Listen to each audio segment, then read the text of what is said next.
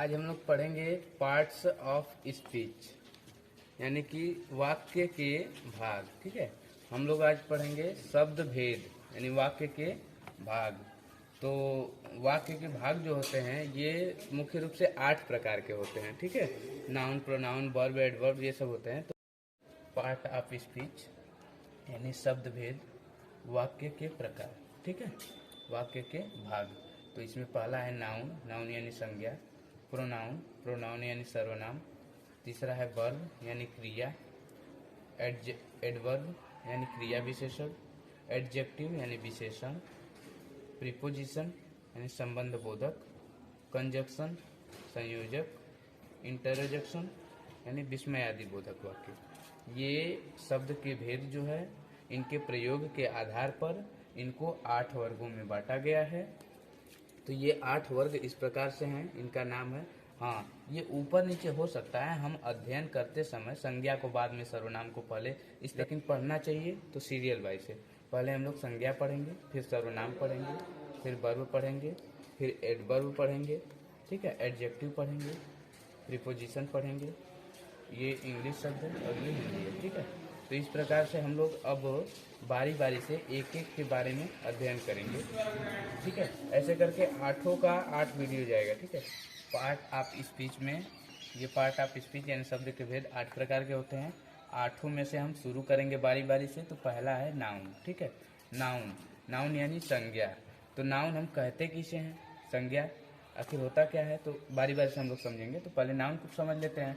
तो noun, the noun is the name of person, place और things. ठीक है, यानी कि किसी व्यक्ति, वस्तु, स्थान या मन के भाव को ही हम लोग संज्ञा कहते हैं। ठीक है, हिंदी में रहेगा किसी व्यक्ति, वस्तु, स्थान या मन के भाव को संज्ञा कहते हैं। और इंग्लिश में the noun is the name of person, place और थिंग्स।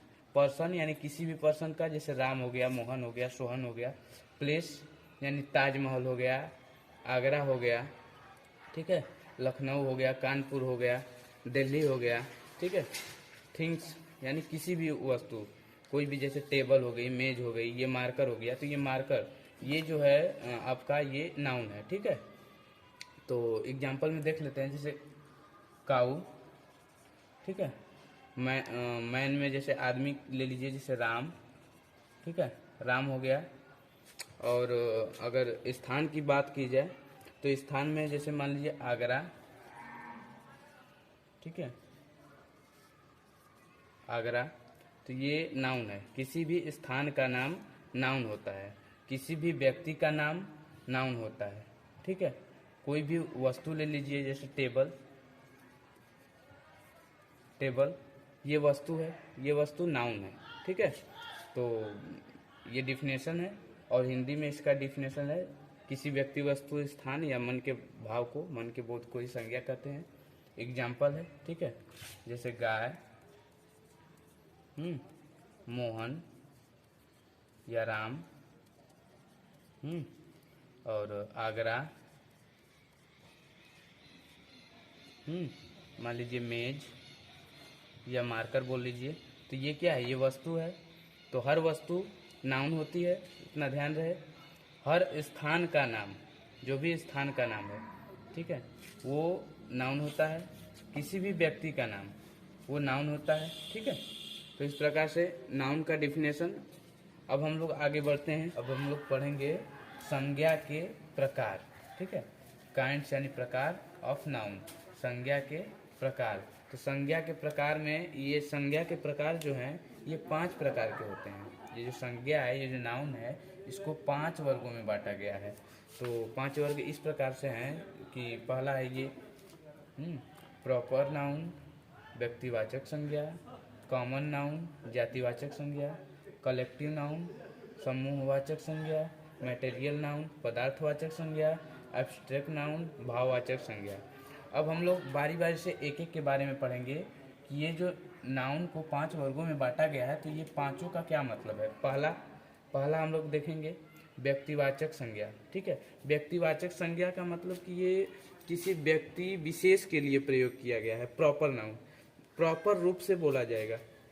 ठीक है, किसी भी व्यक्ति विशेष के बारे में जब बोला जाए, किसी भी व्यक्ति या वस्तु या स्थान या किसी भी मन के भाव को जब प्रॉपर तरीके से बोला जाएगा कि राम, अगर राम बोला गया, राम इधर आओ, तो समूह में यदि राम है तो राम को बोला जा रहा है, यानी कि प्रॉपर तरीके से बोला जा रहा है राम को, तो उसको हम लोग बोलेंगे प्रॉपर नाउन। ठीक है, जैसे अकबर हो गया, कानपुर हो गया, तो ये अगर समूह में जब किसी एक की बात की जाए, किसी व्यक्ति विशेष की बात की जाए, तो उस समय हम लोग प्रॉपर नाउन का इस्तेमाल करें। ठीक है, उसको प्रॉपर नाउन बोलेंगे। और वही अगर सिंपल रहेगा जैसे राम, श्याम, मोहन, तो ये सब नाउन है। लेकिन नाउन में भी प्रकार होते हैं, तो नाउन में ये उसको बोलेंगे प्रॉपर नाउन। ठीक है, प्रॉपर नाउन में नोट पॉइंट ये होता है कि प्रॉपर नाउन का जो पहला अक्षर होता है, प्रॉपर नाउन कहते किसे हैं, जैसे राम, ये प्रॉपर नाउन है। ठीक है ना, राम हो गया प्रॉपर नाउन, अकबर हो गया प्रॉपर नाउन, या कानपुर कहिए, ये कुछ प्रॉपर नाउन के पहले द का प्रयोग करते हैं और कुछ के पहले नहीं करते हैं, तो इसको हम लोग आगे देखेंगे। लेकिन हाँ, ये ध्यान में रखना है हमको कि प्रॉपर नाउन का पहला अक्षर हमेशा कैपिटल लेटर में लिखते हैं। कैपिटल लेटर का मतलब देखिए, ये बड़ा में है, ये भी बड़ा में है, तो पहला अक्षर हमेशा बड़ा में लिखते हैं। ठीक है, बड़ा वाला अक्षर में, यानी कैपिटल लेटर में लिखते हैं, बाकी सब स्मॉल में लिख सकते हैं। ठीक है ना, और इसमें ध्यान देना है ए एन द का प्रयोग इसमें नहीं होता है। ठीक है, विशेष रूप से ध्यान देंगे कि प्रॉपर नाउन जो होता है वो हमेशा सिंगुलर नंबर होता है। मतलब राम, कानपुर, तो ये सिंगल है। ठीक है ना, ये हमेशा सिंगुलर नंबर में होता है, यानी एक वचन होता है। प्रॉपर नाउन बहुवचन नहीं होता है, प्रॉपर नाउन एक वचन होता है। ठीक है ना, और इसके पहले ए एन द का प्रयोग नहीं करते हैं। ये 3 चीजें हम ध्यान रखेंगे। उसके बाद कुछ अपवाद आते हैं। अपवाद में जैसे प्रॉपर नाउन जो होता है ना, कुछ अपवाद ऐसे आते हैं, जैसे किसी पुस्तक का नाम हुआ तो उससे पहले हम लोग द का प्रयोग करते हैं, है ना। और जबकि हमने अभी अभी बताया कि प्रॉपर नाउन में ए एन द का प्रयोग नहीं करते हैं, लेकिन फिर भी कुछ अपवाद है। जैसे द गंगा हो गया, तो गंगा तो नाउन है, नाउन में कौन सा नाउन है, तो प्रॉपर नाउन है, लेकिन द गंगा बोला जा रहा है। गंगा को क्या बोला जा रहा है, द गंगा। द गंगा, तो द गंगा बोला जा रहा है, यानी द लगा दिया गया। तो किसी भी प्रसिद्ध जगहों के पहले, किसी भी प्रसिद्ध नदियों के पहले, प्रसिद्ध पर्वतों के पहले द का प्रयोग किया जाता है। ठीक है ना, जैसे द गंगा, द हिमालय, या फिर बोल लीजिए द हिंद महासागर, द अटलांटिक महासागर, जो कुछ भी। और कुछ देशों के नाम से पहले भी लगता है, जैसे द पंजाब हो गया, द यूनाइटेड स्टेट हो गया। तो कुछ नाउन होते हैं, कुछ नाउन जो प्रॉपर नाउन होते हैं, कुछ के पहले द का प्रयोग होता है, तो ये सब अपवाद होता है। ठीक है ना, तो कुछ प्रसिद्ध इमारतों के पहले भी द का प्रयोग किया जाता है, कुछ प्रसिद्ध जहाज़ों के पहले भी, जैसे द विक्टोरी। राम ये तो प्रॉपर नाउन है, लेकिन इसमें हम लोगों को ध्यान क्या देना है कि प्रॉपर नाउन का पहला अक्षर हमेशा कैपिटल लेटर में लिखेंगे। ठीक है, प्रॉपर नाउन का पहला अक्षर हमेशा कैपिटल लेटर में लिखेंगे। अब देखिए द गंगा, तो गंगा ये गलत लिखा है, क्यों, ये कैपिटल लेटर में रहेगा। प्रॉपर नाउन का पहला अक्षर हमेशा कैपिटल लेटर में लिखते हैं। ठीक है, और एक चीज है कि प्रॉपर नाउन हमेशा सिंगुलर नंबर होता है। सिंगुलर नंबर का मतलब एक वचन होता है। प्रॉपर नाउन हमेशा एक वचन, जैसे राम किसी एक का नाम है, राम। ठीक है, कानपुर एक ही स्थान है, कानपुर। द गंगा एक ही है, तो ये सब क्या है, सिंगुलर नंबर है, यानी एक वचन है। ठीक है ना, तो द पंजाब, द ये हमेशा कैपिटल लेटर में रहेगा, इतना ध्यान रखिएगा। प्रॉपर नाउन का पहला अक्षर हमेशा कैपिटल लेटर में लिखेंगे, है ना। कोई मुख्य राज्य होता है या आपका मुख्य देश होता है, तो उसके नाम से पहले भी द का प्रयोग होता है, द, जैसे द यूनाइटेड स्टेट।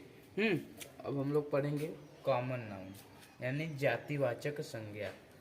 तो आइए इसको भी पढ़ लेते हैं। पहले इसको हम इरेज कर देते हैं। जातिवाचक संज्ञा, नाम से ही हमें पता चलता है कि ये है क्या।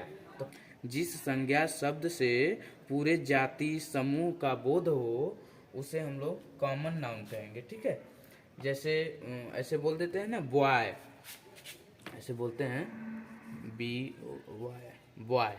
तो ये बॉय क्या है, किसी एक लड़के का नाम तो लिया नहीं जा रहा है। जैसे राम बोलेंगे तो राम क्या हो जाएगा, प्रॉपर नाउन हो गया।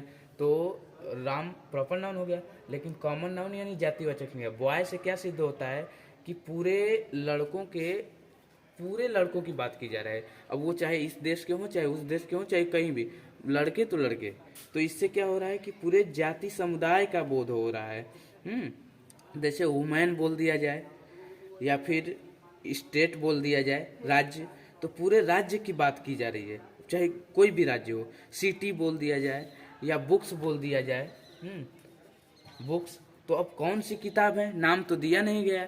तो जब नाम नहीं दिया गया प्रॉपर तरीके से, तो हम लोग उसे बोलेंगे ये कॉमन है, कॉमन नाउन है। ठीक है, यानी जातिवाचक संज्ञा। ये किताबों के समूह की बात किया जा रहा है यहाँ है। तो ये किताब की एक जाति हो गई, किताब पूरा। ठीक है, अब धर्म में भी जैसे जाति होता है ना, सबका अलग अलग कास्ट होता है, तो वही जाति के हिसाब से इसका बहुवचन होता है। ठीक है, इसका प्लूरल नंबर होता है। ठीक है, कॉमन नाउन का बहुवचन हमेशा होता है। जैसे अगर बॉय है यानी लड़का, लड़कों के समूह की बात की जा रही है, किताबों के समूह की बात की जा रही है, तो अगर हम इसमें यस लगा सकते हैं, मतलब ये बहुवचन हो गया। द बॉयज, द बुक्स, ये बुक्स मतलब बुक्स, बॉयज। ठीक है, तो बुक्स और बॉयज ये बहुवचन हो गया। तो इससे सिद्ध होता है कि हम लोग कॉमन नाउन को प्लूरल नंबर में बदल सकते हैं, यानी बहुवचन कर सकते हैं, यानी कि कॉमन नाउन का बहुवचन होता है। ठीक है, और एक चीज निश्चित है कि कॉमन नाउन में द का प्रयोग किया जाता है। ठीक है, जैसे द काऊ, द मैन, इसमें लिख सकते हैं द मैन। ठीक है, तो द का प्रयोग हुआ ना, तो ये कंफर्म है कि कॉमन नाउन में द का प्रयोग किया जा सकता है। कॉमन नाउन का प्लूरल नंबर यानी बहुवचन होता है। कॉमन नाउन हो गया। कलेक्टिव नाउन अब हम लोग पढ़ेंगे। तो कलेक्टिव नाउन क्या होता है कि किसी भी व्यक्ति, वस्तु या किसी भी पशुओं के जब समूह का नाम दे दिया जाता है तो उस समूह के नाम को कलेक्टिव नाउन कहते हैं। ठीक है ना, जैसे क्लास हो गया, CLASS, क्लास। तो ये क्या है, अगर हम बॉय बोलें तो बॉय आपका हो जाएगा कॉमन नाउन, लेकिन जब क्लास बोलें तो ये क्लास आपका कलेक्टिव नाउन हो गया। ठीक है, क्लास कलेक्टिव नाउन हो गया। जैसे टीम बोल दें या आर्मी बोल दें, आर्मी, तो ये आर्मी आपका समूहवाचक संज्ञा हो गया, यानी कि कलेक्टिव नाउन हो गया। ठीक है, कलेक्टिव नाउन में भी कुछ ध्यान देते हैं कि कलेक्टिव नाउन ये झुंड को दर्शाता है, मतलब क्लास, आर्मी, ये झुंड को दर्शा रहा है ना, समूह को बता रहा है, तो इसलिए समूहवाचक संज्ञा नाम से ही सिद्ध हो रहा है कि समूह को दर्शाएगा। तो इसमें ध्यान क्या देना है,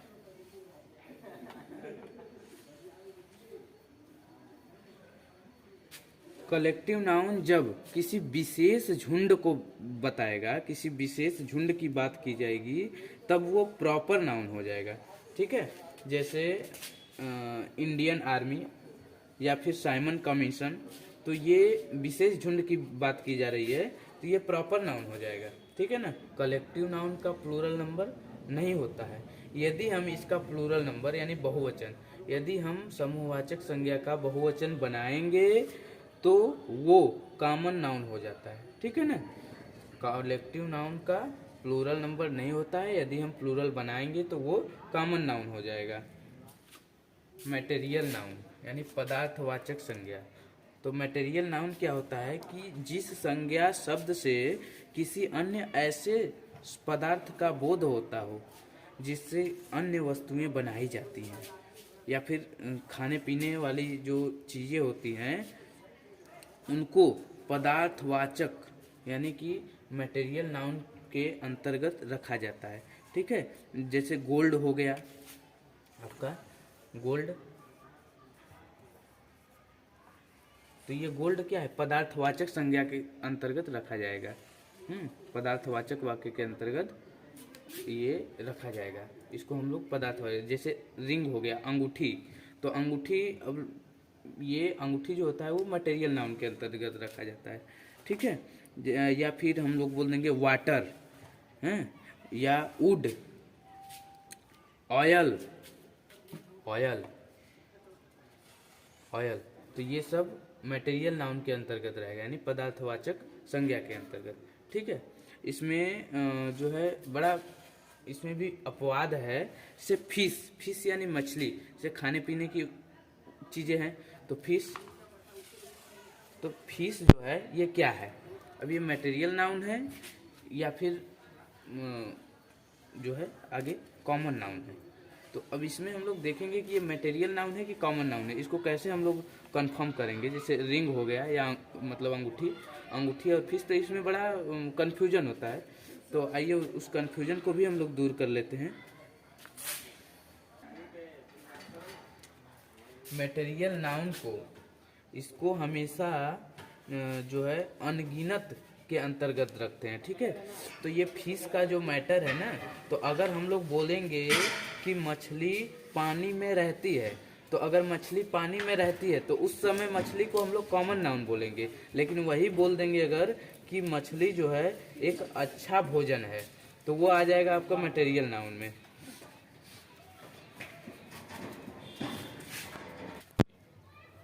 अब्स्ट्रैक्ट नाउन यानी भाववाचक संज्ञा, ये जो होता है ना, किसी भी संज्ञा शब्द का जो है गुण, दशा या कार्य का बोध होता है, उसे ही अब्स्ट्रैक्ट नाउन कहते हैं। इसमें ना कोई आकार होता है ना कोई रूप होता है। जैसे हॉनेस्टी, तो हॉनेस्टी का क्या रूप आकार है, कुछ नहीं है, ईमानदारी।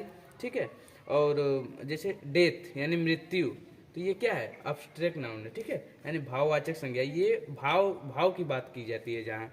ठीक है, और यही सब है। संज्ञा में हम लोग ध्यान देंगे कि जो विषयों का नाम होता है वो हमेशा अब्स्ट्रैक्ट नाउन में ही रखा जाता है। ठीक है, किसी भी विषय का नाम हुआ तो हम लोग उसको भाववाचक संज्ञा के अंतर्गत रखेंगे। बस, तो आज के लिए इतना ही। काइंड्स ऑफ नाउन फिनिश हो गया। ठीक है, पार्ट ऑफ स्पीच का ये पहला था, नाउन, और नाउन में काइंड्स ऑफ नाउन हम लोग आज पढ़े। अब हम लोग कल पढ़ेंगे नाउन ऑफ नंबर यानी संज्ञा के वचन। ठीक है, तो अब क्या बोले, तो मिलते हैं अब नेक्स्ट वीडियो में, और चैनल को सब्सक्राइब कर दीजिए, वीडियो को लाइक कीजिए और सपोर्ट कीजिए, शेयर कीजिए। धन्यवाद।